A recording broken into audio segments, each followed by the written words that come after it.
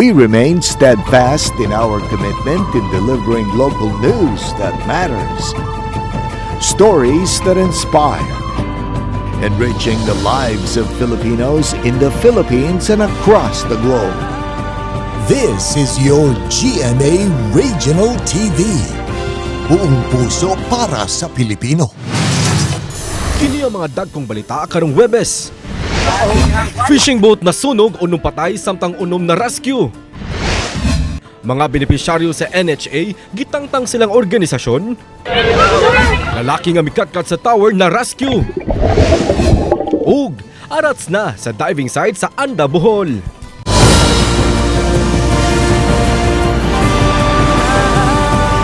Kini ang GMA Regional TV Balitang Bisdak. Mayong hapon, kini ang inyong GMA Regional TV Balitang Bisdak ang bugtong kasaligan. Kasandigan o gadangpan sa mga Bisaya nga maghatod sa labing dako og mga nagunang balita nga mahinungdanon sa Central ug Eastern Visayas. Ug live dinhi sa GMA Complex sa Dakbayan sa Sugbo. Ako si Alan Domingo. Unom ka mga mananagat patay samtang laing unom ang nalagip usab ang kapitan na luwas sa gisakyan fishing bangka nga nasunog human kini miulbo pasado alas 8 kagabi sa kadagatan sa City of Naga. Ang detalye sa report ni Femari Dumabok.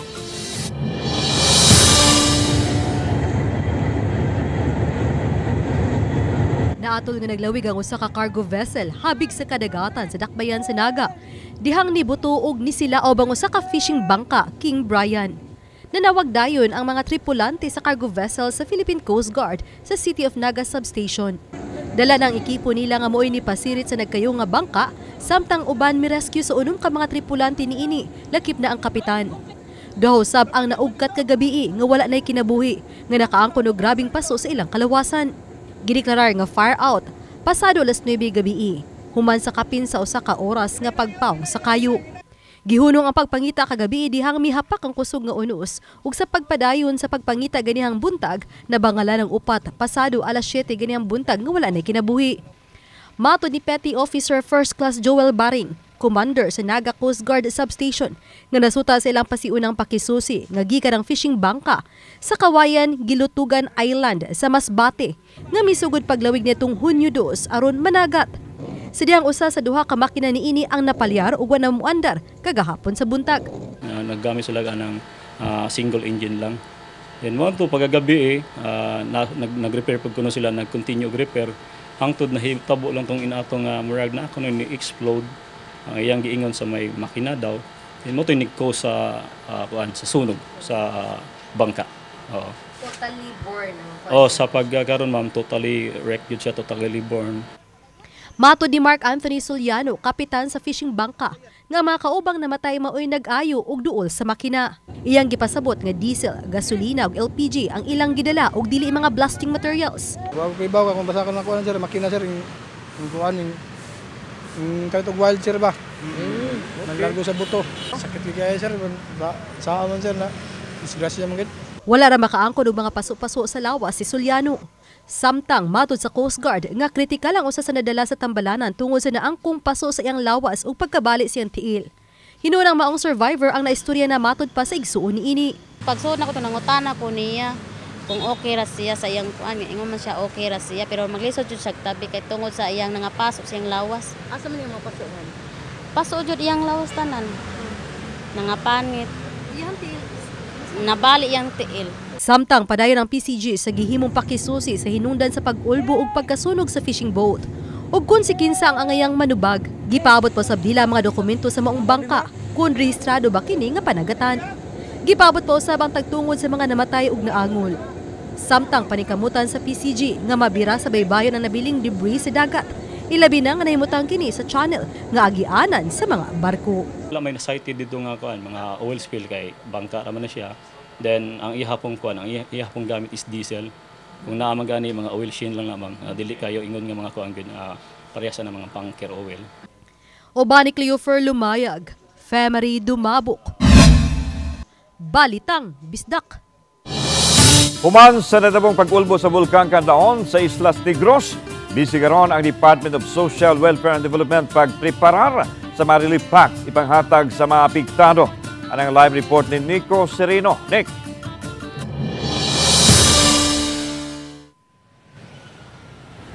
Yes, Lan, busy karon ang repacking ni mga family food packs diha sa Visayas Disaster Resource Center sa DSWD na himutang sa Mandaue City.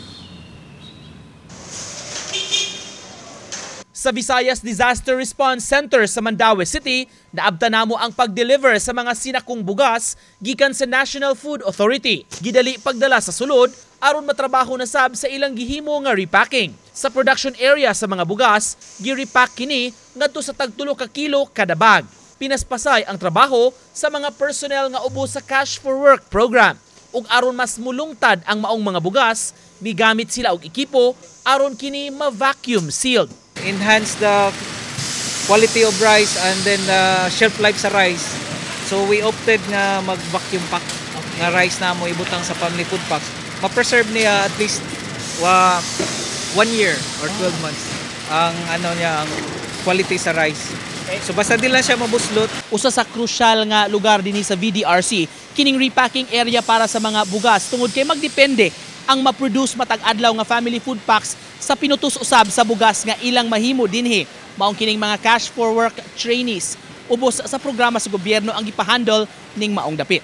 Human maandam ang bugas, ilahos kini sa laing parte sa warehouse aron sudlan sa uban nga mga items. Isulod sa usa ka DSWD Relief Supplies box ang 2 ka putos sa bugas o 6 kilos tanan na po kadilata naglangkob sa 8 ka corned beef, 2 ka sardinas, dayon cereal ug kape. Silyuhan dayon kini dungan sa pagbutang og expiry date sa mga relief packs. Mechanized production system ang gigamit sa DSWD aron mas paspas ang packing sa relief goods ug sa storage.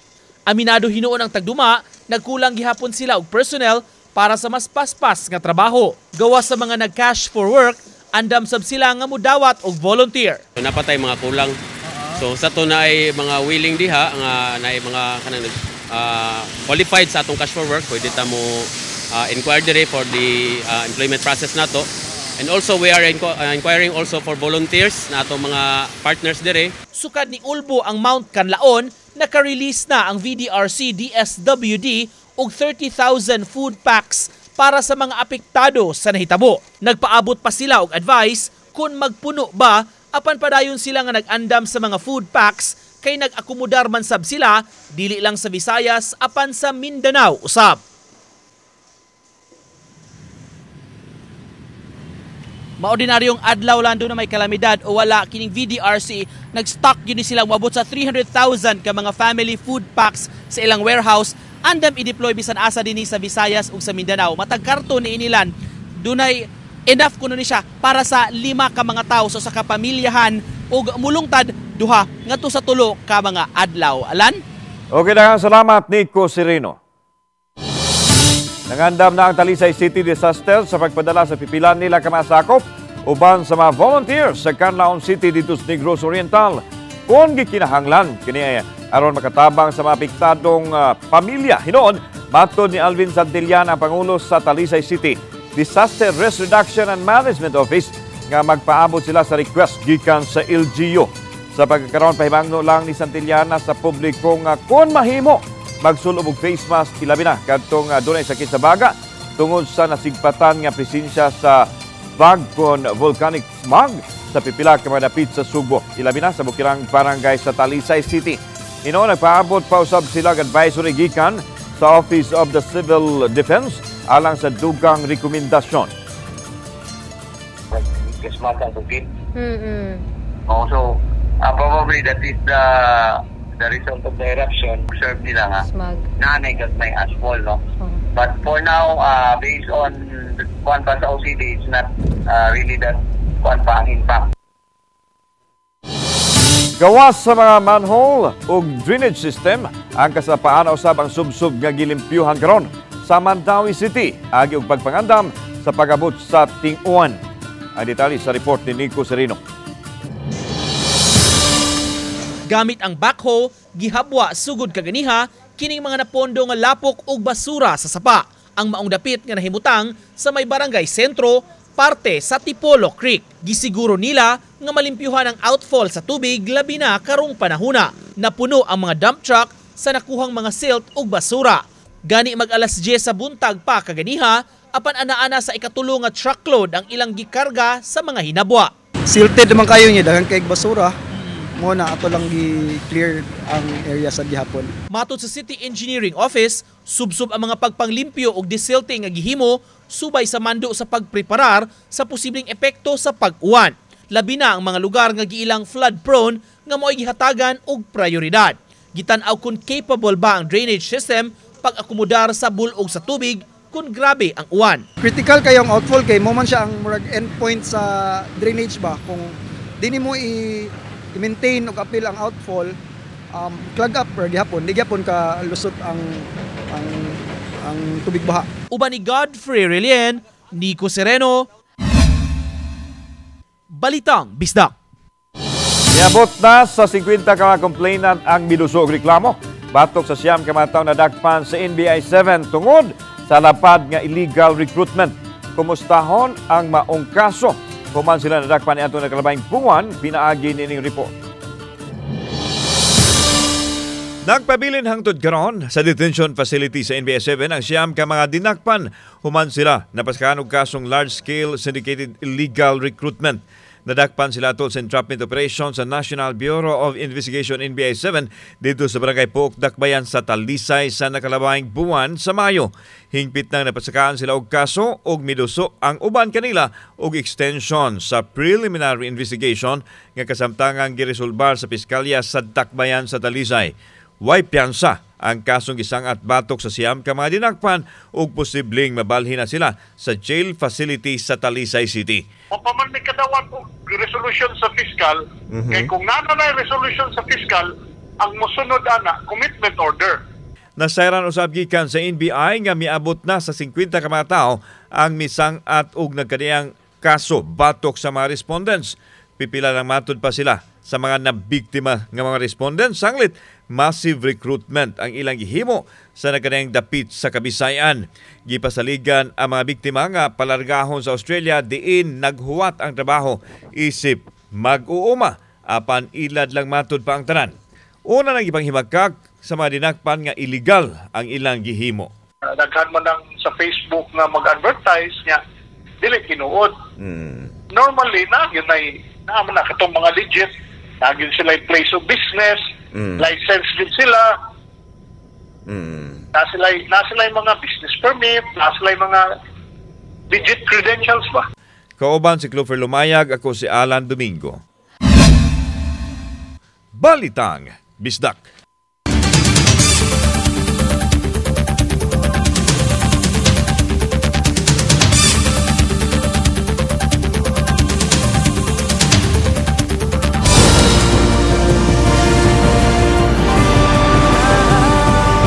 Kini ang GMA Regional TV Balitang Bisdak.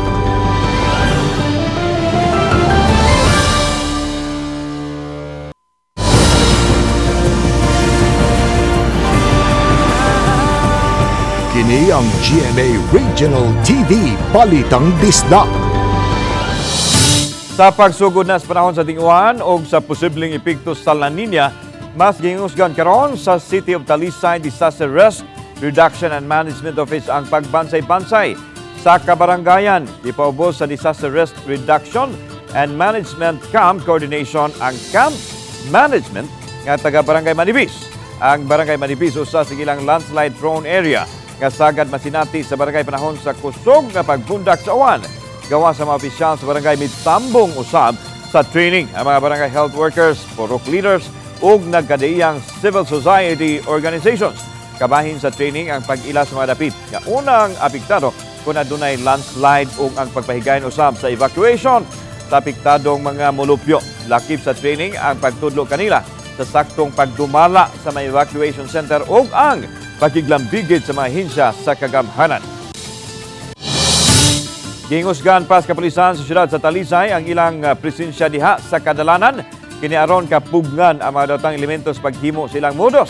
Si Police Lieutenant Colonel Ipriam Paguyod ang hepe sa kapulisan Mimando siya masakop nga sa kadalanan aron daling makita sa publiko. Ilang siguro ang mga lugar kundiin tapukanan sa mga tao. Ngayon nga paagi mas mukumpiyansang publiko o malikay nga mabiktima sa nagkadaiyang krimen. Subay sab kini sa kabanduan sa Police Regional Director nga hingusgan ang police visibility inay anha lang mag-standby sa ilang mga buhatan. Bagong doktor nga nagtap sa licensure examination gipasidunggan sa Mandawi City. Nito nga ito sa sesyon sa City Council, si Christopher Nino Camay Mendoza kinsa may first placer sa licensure exam ni atong Abril. Si Dr. Mendoza lumad nga taga Mandawi City, mi-graduate siya sa pribadong eskwelahan elementarya dayon sa Mandawi Science High School. Sa pag-ila sa Tibok City Government, iyang accomplishment labi na sa pag-eskwela o sa pagpasar sa board exam gipahalipayan sa syudad. Si Dr. Mendoza gawas sa plaki magkadawat sa kini og 100,000 pesos gikan sa dakbayan subay sa nalatid nga city ordinance. Kani ako ang achievement again is a reminder no to all the youth, especially nga kaning pagka-doktor or pagka-abogado or unsa inyong mga dakom sa inyong kinabuhi no, can be achieved through hard work, dedication, no, kay this is open to all, not only to.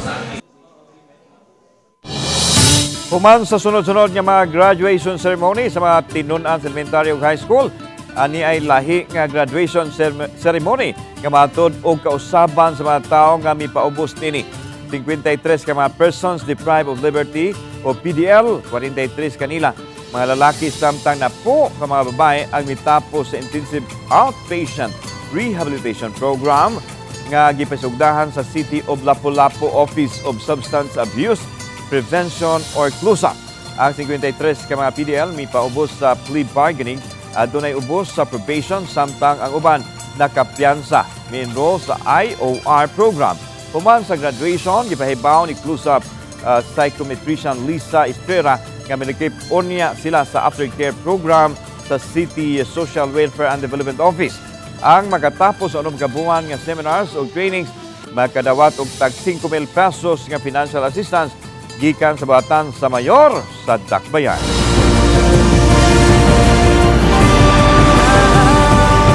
Kini ang GMA Regional TV Balitang Disdak.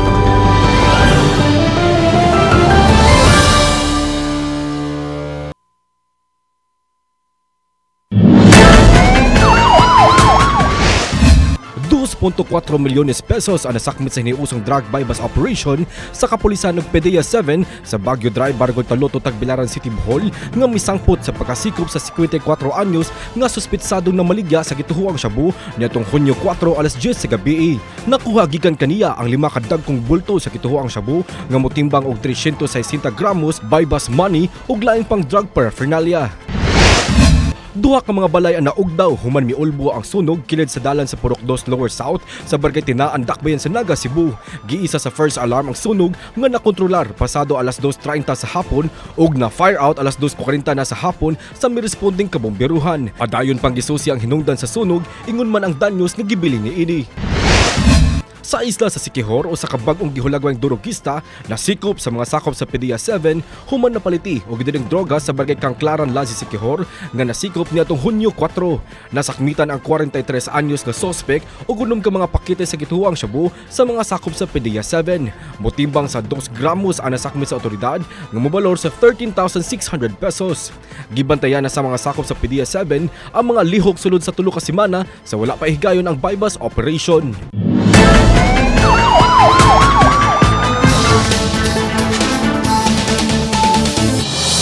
Dugang mga beneficiary sa tag 10,000 pesos nga emergency housing assistance gikan sa NHA nga taga Lapu-Lapu City mireklamo human matud pagitangtang sila sa Urban Poor Association din sila nahisakop. Dihangwa nila itugyan ang 8,000 pesos ngadto sa asosasyon. Siluan meron din sa exclusive report. Dili! Yata yung kwarta! Dili, lagi ti. Masabta ko daan, ubon sa istorya, tinuod ng istorya nga pa dyan. Diyan lagi na bawag gininigit, sige kay nagbidyo ko. Tipikini sa panaglali sa mga sakop sa Sitio Kahayag Maribago Urban Poor Association ug sa pipila ka mga opisyal sa naasoy asosasyon. Human sa distribution sa tag 10,000 pesos nga housing assistance gikan sa NHA alang sa mga taga-barangay Maribago niadtong Martes sa atubangan sa kapilya gikatahong gikolektahan sa mga opisyales ug tag 8,000 pesos ang 20 nila ka mga sakop nga nalakip sa mga beneficiaries sa National Housing Authority. Matod ni John Vincent Cotara, sa wala pa nila madawat ang 10,000 pesos gikan sa NHA, gipahibaw sila sa ilang presidente sa Urban Poor nga ang maong ayuda gikan sa mayor. 28 ang mga sakop sa ilang asosasyon ug 20 ra ang nalakip sa mga beneficiaries. Busa miuyon sila nga ang 2,000 ra ang ilang madawat samtang ang 8,000 pesos ihatag sa asosasyon aron bahinon sa tanang miyembro. Apan dihang nahibaw-an nila nga ang ayuda gikan di ay sa NHA, dinhi na sila nagkalalis ug kasagaran kanila wa na muhatag sa 8,000 pesos ngadto sa asosasyon. Before mi ni-release ni kuha sa kwarta atong pagka-Martes, na istorya man ang taga-national didto nga ang kaning kwartaha niya na pag-istorya nga ang kaning kwartaha inyuha jud ni kinahanglan jud ni ninyo nga inyuhang igasto sa inyuhang panimalay kung mas maayo nga naa joy makita, mas maayo nga inyong ipaayo sa inyong mga balay nga gibiyaan sa audit. Apan matod ni Mary Jane Ordinesa, nahadlok siyang tangtangon sa asosasyon, busa katunga sa iyang nadawat gihatag niya sa ilang opisyal. Unsa kunoy mga kuan diri kanang mga ayuda, mga hinabang, mas priority baya gid unta diri ang sunaa sa Urban Poor. Nya dili na daw mi makuanan, dili na daw mi matagaan in case og naay mga kalamidad. Giswayan sa RTV Balitang Bisdak pagkuha ang habig sa ilang presidente apan wa kini sa ilang panimay kay matod siyang kabanay na masahero kini. Apan ang pamahayag sa mga reklamante gidasunan sa Vice Presidente sa ilang asosasyon. Ang Vice Presidente karon ang gipakupot nila sa nahipos nga kwarta apan iyang gibutyag nga sa 20 ka mga beneficiary 5 lang ang mihatag og kasagaran tag 5,000 pesos lang ang gi-turnover. Iyang gipasabot nga siya mismo gitangtang isip beneficiary sa NHA tungod kay dili malakip ang mga beneficiaries sa tupad, UCT o 4Ps. Member makustupad, so ako gihatag sa lain. Pero kung giingon pa nga nasyonal, o din ako ihatag. Samtang ang kanhi presidente sa Sitio Kahayag Maribago Urban Poor Association, mitataw nga sukad-masukad, wa siya makadawat og hinabang. Gikan man sa syudad o baka sa national nga unta lakip man ang iyang panimay sa mga gipahapa sa bagyong Odette. Napaayom-ayom lang niya kini pinaagi sa abag sa usa ka langyaw nga naghatag og donasyon. Kung mayor hantod karon mayor kini kung papel hantod karon pa may kadawat sa scan batch naman ron. Dini nga na si mayor adto si ang BMO ninyo sa Maribago katong head sa BMO si Lucio Soliano adto parang ma-active bagi mo ang papel aron makadawat na kasi imong 5,000. Gawa sa taga-barangay Maribago, mitsaba usab ang pipila ka mga beneficiary sa NHA nga taga-Punta Engaño human matod pa gitangtang sila sa ilang asosasyon kay wa mo turnover sa 9,000 pesos gikan sa nadawat nilang 10,000 pesos nga housing assistance. Yang gitangtang kay kanang na wa pa siya ka-move on lagi sa iyang kuan nga wa mi apil og hatag sa GIS. Matod ni Lapu-Lapu City Councilor Celestino Aying, Chair sa Committee on Urban Poor, nga adunay 462 ka mga Urban Poor Association lukop Lapu-Lapu City. Ang uban kanila adunay tag 300 ngadto sa tag 400 ang miyembro ug aduna pay uban nga miabot sa 600 ang miyembro ug kay 20 lang ang miyembro matag asosasyon nga nalakip sa listahan sa mga beneficiaries busa gikinahanglang pasabtod sila sa ilang mga opisyales. Apan giklaro ni Konsehal Aying nga way kamatuuran nga ang wa mo turnover sa 8,000 o baka 9,000 pesos nga housing assistance ngadto sa ilang asosasyon di na mahatagan og ayuda kung may kalamidad. Di na tinuod. Anita po lang dunay right ang mga asosasyon panglitan kay palisiya man nas kada asosasyon nga dunay sila bylaws. Doon naman sila yung mga pamaagi dito nga panlitan mo lang nagkiuna-kuna first, second, third offense ug itiwalag sila sa grupo tungod kay naa sila tulo ka offense wa may labot na ila man within na nila. Pero mingon ka as calamity nga di tabangan wala pay kalamidad nga ang mayor mo tabang tanan ha. Samtang gipasubay karon ni Aying ang listahan sa mga beneficiaries sa tag 5,000 pesos gikan sa LGU nga giapod-apod sa mga biktima sa bagyong Odette niadtong 2022. Kini aron masayran kung tinuod ba ang pasangil ni Victor Hamora, kanhi fire truck driver sa Barangay Maribago. Si Hamora matud ni Aying, usa na karon sa mga driver sa garbage truck sa Dakbayan, busa imposible nga wa siya mahatagi og hinabang sa Dakbayan. Nagsugod ang pagpang-apod-apod sa second tranche sa NHA sa tag 10,000 pesos nga housing assistance niadtong Hunyo 4 ug mulungtad kini hangtod Hunyo 7 alang sa 6,383 ka mga beneficiaries. Wala pa hinuoy schedule kung kanusa ang ikatulong tranche. Wala mi nagsultian na nga kay 4-piece ka or tupad ka or asa ka connected nga association tanggalon ka. No, wala gyud.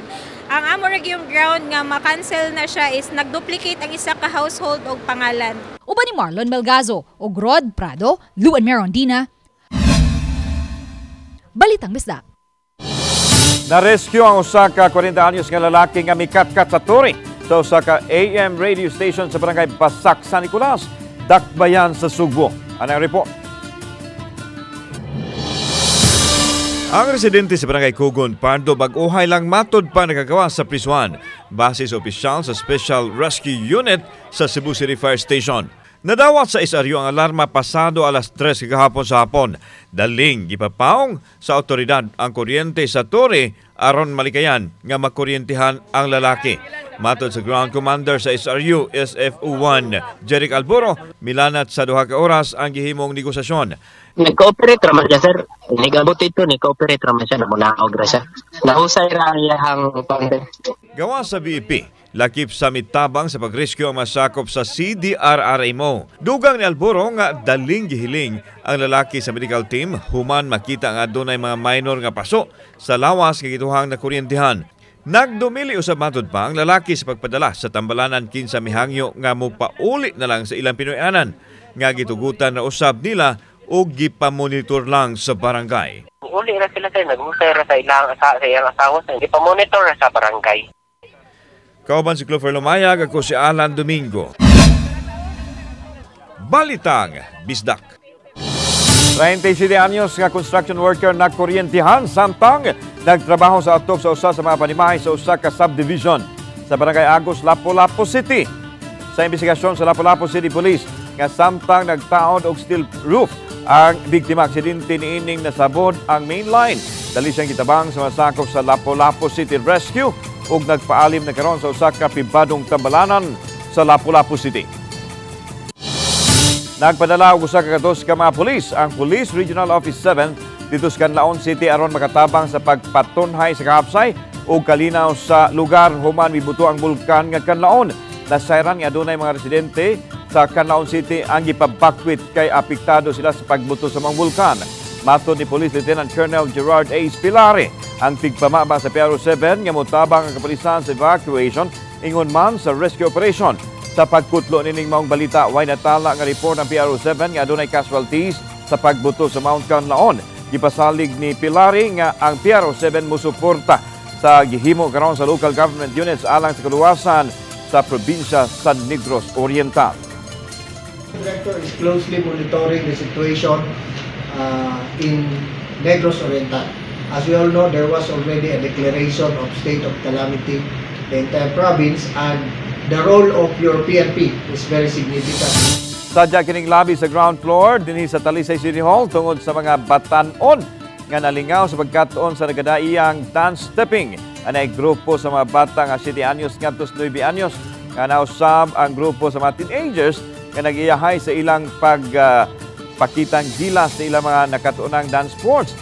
Pabot sa 736 ka mga batang Talisaynon ang nakabenepisyo sa kapina po ka mga sports events, arts, dance, and voice lesson nga training nga libreng tanyag sa Talisay City Government. Gihimo ang mga training sa nakadiyang venue o barangay sa Dakbayan. Matag batch nga dunay na po kaadlaw nga makahuman silang training. Gisugda na usab ang pagtawat sa registration sa mga buot mo avail sa second batch sa training. Ganahan siya mosayaw niya. Ako dyan nagporso niya ba nga pasayawon ba papilon kaysa mag-standby sa balay karong ulay klase. Sige cellphone. Mo na nga ako dyan siyang porsige nga papilon ani.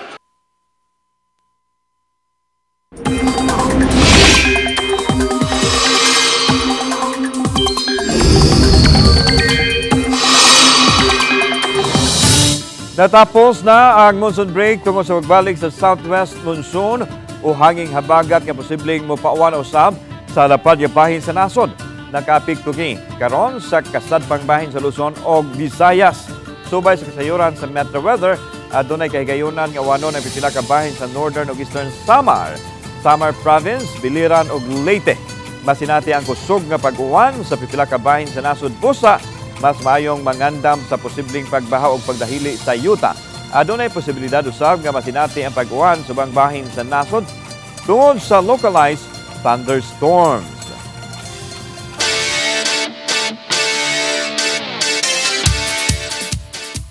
Gawa sa mga puting balas o limpyong tubig sa kadagatan sa Islas Bohol, dalit usab nila ang kaanindot sa ilang marine life. Dini sa lungsod sa Anda, Bohol, usa sa mga sikat nga diving site. Gibalik-balikan karon sa Malangyaw og lokal nga turista ang Blue Star House Reef. Masud-ong nimo dinhi ang mga nagkadaiyang klase sa marine life nga pamatuod nga abunda ang kadagatan sa Bohol.